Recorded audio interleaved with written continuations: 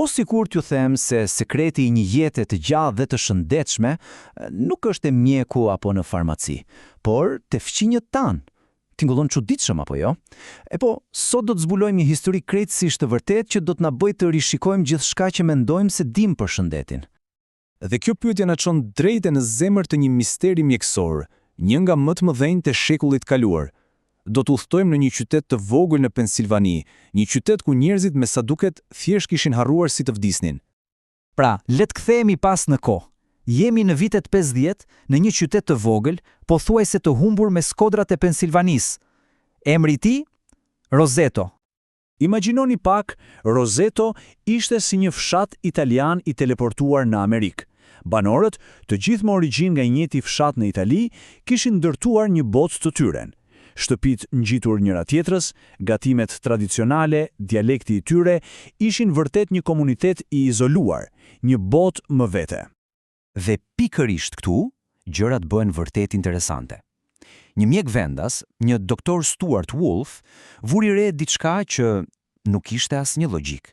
Shikoni, në atë kohë, Amerika po përballej me një epidemi sulmesh në zemër, por në Roseto, asgjë. Banorët thjesht nuk sëmureshin, ishte e pabesueshme, diçka që nuk shpjegoi dot. Një sociolog që u bashkua studimit, John Brun, e tha më thjesht dhe më të trojtë se kushdo tjetër. Ai tha, këta njerëz po vdisnin nga pleqëria, vetëm kaq. Imagjinoni pak shokun që shkaktoi kjo fjali. Dhe shifrat e vërtetonin këtë, ishin thjesht të pabesueshme. Praktikisht askush nën 55 vjeç nuk pësonte atak në zemër. Vdekshmëria nga sëmundjet e zemrës sa gjysma e mesatares kombëtare. Dhe jo vetëm kaq, asnjë vetvrasje, asnjë alkoolizëm, pothuajse asnjë krim. Roseto ishte një lloj oazi shëndeti në mes të një Amerike të smur, dukeshin krejtësisht imun ndaj sëmundjeve të botës moderne. Po, natyrisht. Shkencëtarët nuk mund ta linin me kaq. Kjo anomali duhej shpjeguar me çdo kusht, kështu që Dr. Wolf dhe ekipi i tij u futën thellë në kërkim për të gjetur sekretin e Rosetos. Gjëja e parë që u shkoi në mendje, dieta, sigurisht. Por, surprizë, kjo hipotezë u rrëzua menjëherë. Pse? Sepse banorët e Rosetos nuk hanin as pak shëndetshëm. Përkundrazi, gatuanin me dhjam, hanin ëmbëlsira pa kursim, pinin duhan dhe shumë prej tyre ishin mbi peshë. Pra, dieta e tyre ishte fikse kundërta e asaj që çdo mjek do të rekomandonte.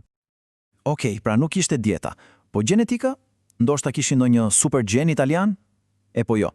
Edhe kjo teori u rrëzua. Studiuesit gjetën diçka shumë domethënëse. Të afërmit e tyre, me të njëjtat gjene që ishin larguar nga Roseto, kishin saktësisht të njëjtat probleme me zemrën si çdo amerikan tjetër. Pra nuk ishte as gjenetika.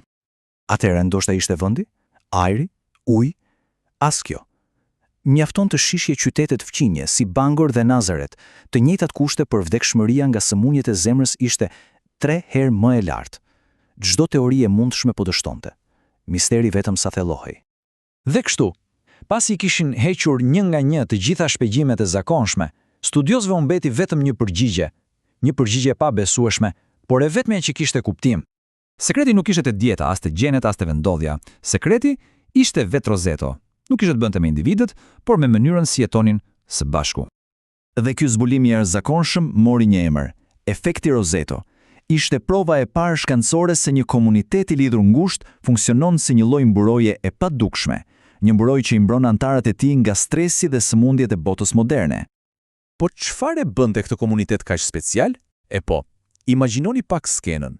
3 breza jetonin në të njëjtën qati. Njerëzit flisnin vazhdimisht me njëri tjetrin në rrugë. Kishte një ndjejë të fortë barazie. Askush nuk përpiqej të dukej më i mirë se tjetri. Kisha dhe familja ishin qendra e gjithçkaje. Ata ishin të shëndetshëm sepse ndjeheshin të lidhur, të vlerësuar dhe të mbështetur. Dhe pikërisht kjo histori e pabesueshme është frymëzimi kryesor për ne.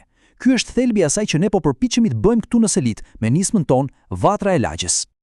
Roseto nuk është thjesht një histori e bukur, është prova shkencore se komuniteti është ilaç, se lidhjet e forta mes nesh na bëjnë më të shëndetshëm. Dhe pikërisht mbi këtë të vërtetë shkencore ne po ndërtojmë Vatrën e Lagjës. Qëllimi ynë është shumë i qartë, të krijojmë një jetë komunitare të gjallë, të bashkuar, mbështetëse. Një vend ku të gjithë, pa përjashtim, ndihen të mirëpritur, të vlerësuar dhe të lidhur me njëri tjetrin. Të ndërtojmë atë mburojën mbrojtëse pikërisht këtu.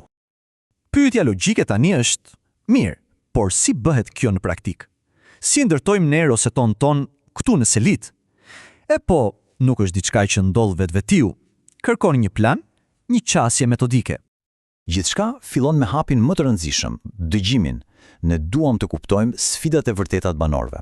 Pastaj, i bashkojmë njerëzit që kanë shqetësime të ngjashme. Gjejmë ata persone që janë protagonistë natyral në komunitet dhe i fuqizojmë, duke u dhënë mjetet për të sjellë ndryshim. Në fund, kultivojmë një frymë shërbimi, ku mbështetja për njëri tjetrin bëhet diçka normale. Po, në jetën e përditshme, si përkthehet kjo? Përkthehet në drekat gjata e plot qeshura, në kurse muzike apo gatimi ku mësojmë nga njëri tjetri. Përkthehet në krijimin e një kopshti komunitar ku u punojmë tokën bashk. Këto nuk janë thjesht aktivitete për të kaluar kohën. Këto janë tullat me cilat ne ndërtojmë besimin dhe lidhjet, eksaktësisht si në Roseto. Në fund të ditës, historia e Rosetos na lë një mësim të fuqishëm dhe shumë të thjeshtë. Ilaçi më i mirë, jeta më e gjatë, lumturia më e madhe nuk gjenden të paketuara në farmaci. Gjenden të lidhjet që krijojmë me njëri tjetrin, të fqinjit që kemi pranë, gjenden të fuqia jashtëzakonshme e komunitetit. Dhe pyetja që mbetet për të gjithë ne është: a jemi gati të fillojmë të ndërtojmë Roseton ton këtu dhe tani së bashku?